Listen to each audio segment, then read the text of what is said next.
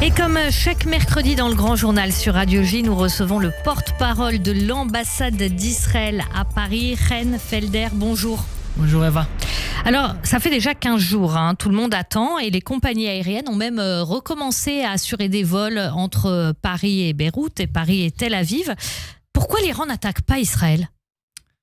On rend compte qu'il y a vraiment une pression diplomatique internationale complète contre l'Iran.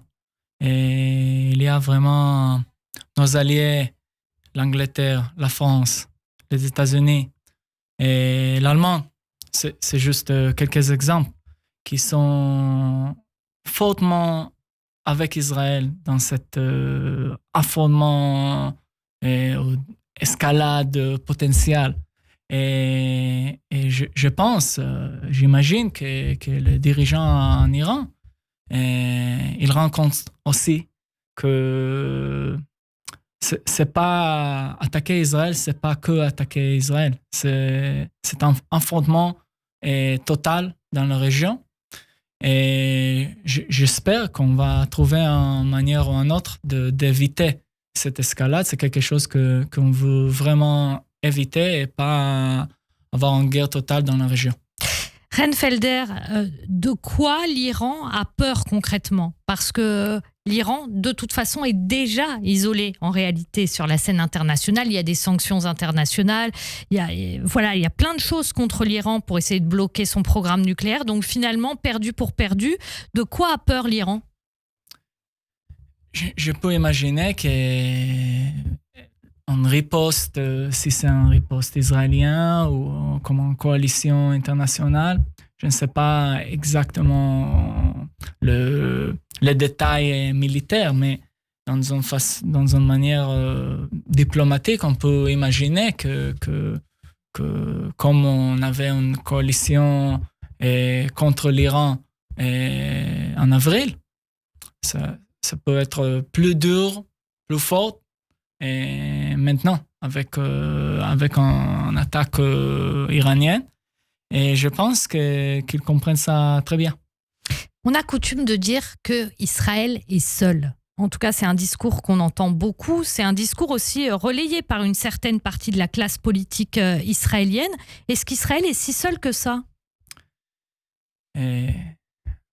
Nous, comme ambassade d'Israël en France, je peux dire que c'est pas le cas en France, c'est pas le cas avec nos autres alliés au monde. Est-ce que la France, c'est vraiment un pays ami pour Israël ? Tout à fait. On a plusieurs exemples depuis le 7 octobre, avant le 7 octobre, et quand on avait un soutien extrêmement important ici en France. Et même en avril, dans la première attaque directe de l'Iran contre Israël, et même après le 7 octobre, avec des visites officielles en Israël, l'hommage qui a été fait en février. Et l'hommage aux otages. Oui, l'hommage aux victimes. Oui. Et qui le président Macron a fait.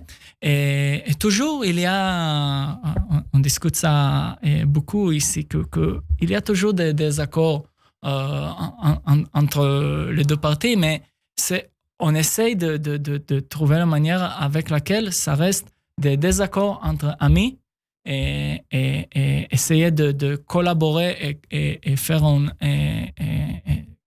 forte collaboration dans les angles ou les endroits où nous sommes toujours dans un accord. Et je peux dire que dans ce sujet de l'Iran, la France et Israël, et nous regardons les choses quasiment dans la même façon. Merci beaucoup Ren Felder, porte-parole de l'ambassade d'Israël à Paris. On vous retrouve la semaine prochaine sur Radio J comme chaque mercredi. Merci beaucoup. Merci Eva.